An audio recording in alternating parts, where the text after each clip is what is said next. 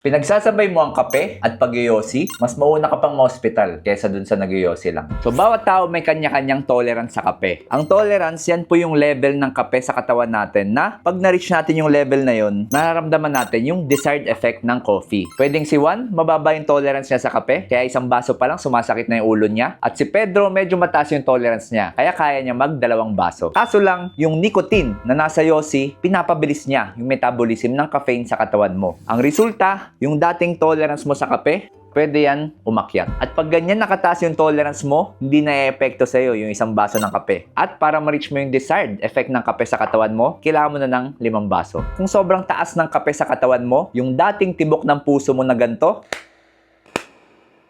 pwede maging ganito.